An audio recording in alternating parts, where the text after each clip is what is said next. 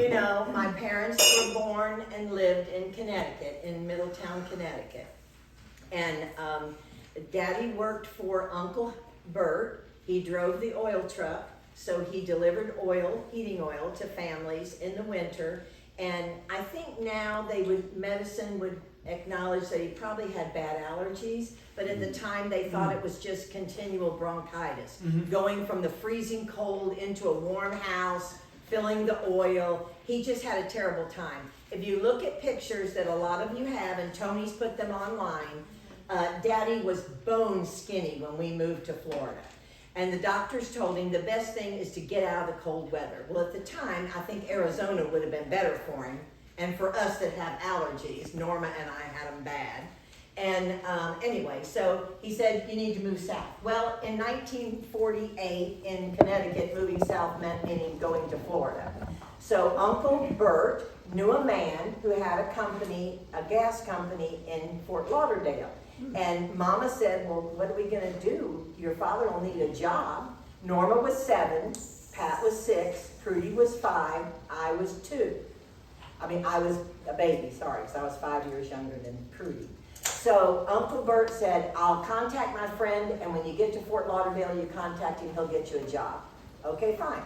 They had an old 1932, was it a Chevy or a Ford? I can't remember, Rob. I want to say a Rambler, but I don't know if that makes any And sense. it had a little wooden trailer on the back that held the few things that they could bring with them, and there was a hole in the floorboard where they put cardboard over it.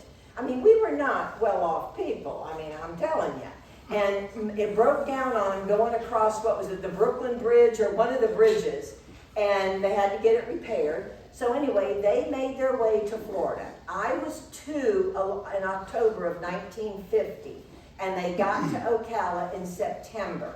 So Mama said that I was able to make sentences at that age.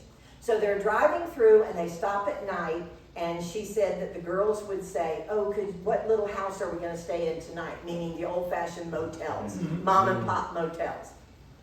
They drove, and they got to Bellevue, and they stayed overnight in little cottages that are still down there. I saw years ago on the main drag, would it be 301 Mill?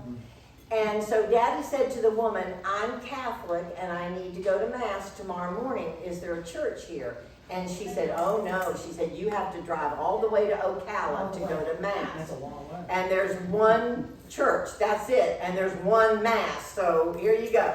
Daddy got us all up. We were all dressed. Mama always did that. Bless her heart, that was probably the only hour of her entire week that she had to herself. When Daddy took the 4 little girls to church, and she could sit back and go, you understand, Shelby. Every mother understands that.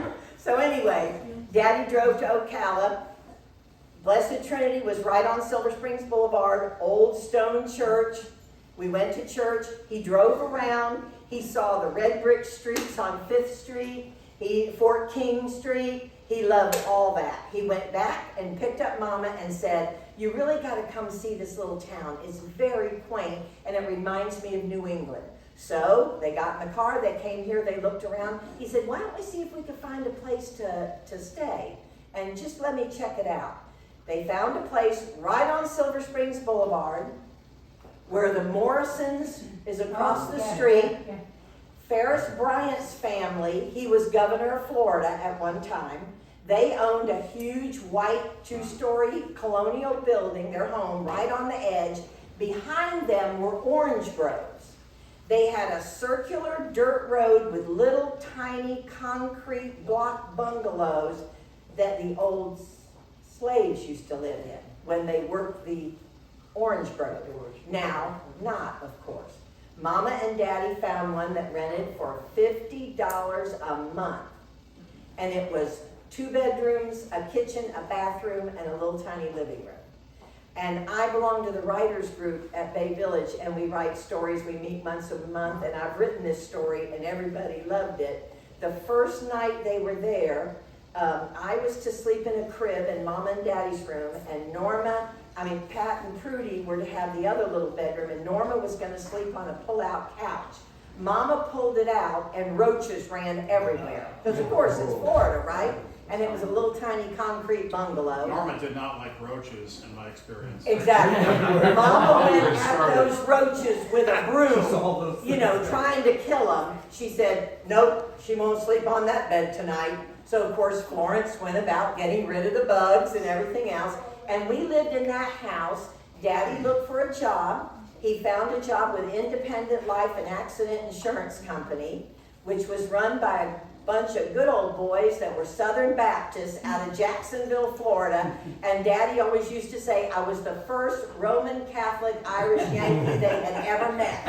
And he said, and that's why I did my job so well, because I wanted them to see that I was capable and I wasn't the stereotypical. And Daddy rose to be manager of that office. They lived in that little cottage until I was about 9 years old.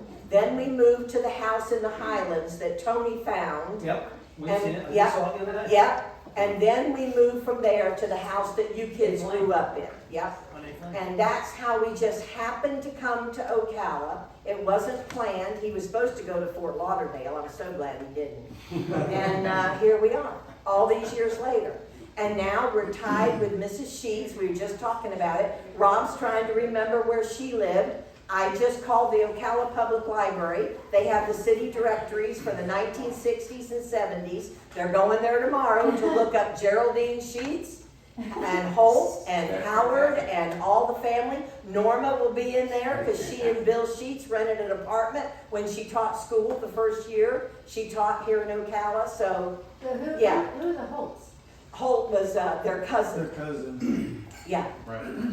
So So anyway, is that related that- to like the Bill Not Holt Bill. that my dad was probably? Not really connected to Bill Holt, mom and dad's family. no, this is different. This is Rob's. Yeah, Yeah, I was Rob's. saying they were She's related in, in yeah. some way. His. That was my grandmother's. Yeah. So So that's how we ended up here. that was spot on. The only thing that I just want to amplify that my mom used to say, and I don't know Yeah. if this is her remembering it or whatever, but that hole in the floorboard, she said they would be riding down the highway that moved out of the Oh, yeah. You play movie cardboard. Sure. Don't make cardboard like that. You got three little girls in the back seat and me in the front, and there was no interstate. They came down 301. But the best stories too were our grandfather, who we called G.K. Ryan. He would come to Florida every spring. He would come nonstop. He had the galvanized barrel in the back seat with a hose that ran to the front so he could drink iced tea all the way down. He loved iced tea. It was freezing cold in that galvanized barrel-like thing, and he had his hose. And then he created a wooden tray at the front of this, like a Buick. We were fascinated with it because it had turn signals that clicked. And my sisters and I would get in the car and it would go tick, tick, tick, tick, you know, because we didn't have anything like that. And he would keep all his coins. He built little slots because he came down 301. He had to pay tolls to get on the bridges and everything. And he'd drive straight through. He wouldn't tell Mama when he was coming. He'd arrive. Sometimes Daddy would see him barreling down Silver Springs Boulevard from his office just by chance. And he'd call Mama and say, Florence, your father's on his way. You know, like gird your loins, here he comes. And he came down with an entire redwood picnic set, disassembled on the top of the car, tied down. He put it together at the house out in the Highlands with a fire pit he built us to barbecue on. And he put together the redwood picnic table and benches. One year he bought us all bicycles. First time I had a two-wheeled bicycle. And he bought them all down. And then on his way back to Connecticut, when he left us, he'd always stop in Virginia and get an old Virginia ham that came in the cloth bag. And he would eat off that thing he had sawmills all through. That's why he needed the iced tea, because it was so Exactly, salty. so salty, exactly. So it comes honestly, was it sweet or unsweetened though? The iced tea? Oh, that I don't know, because I was only a little girl, so I don't. Unsweet, he was from the north.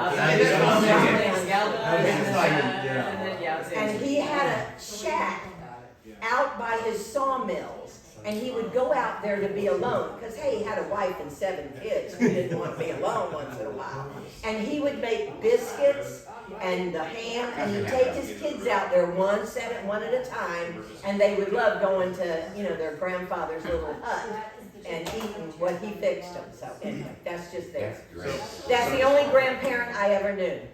So before we lose the interest of the crowd, Yeah. can you talk about G.K. Ryan and the Manhattan Project? Yes. Y'all know about that? Okay, so it's a great story. That sounds great. Well, he was a genius in his own right.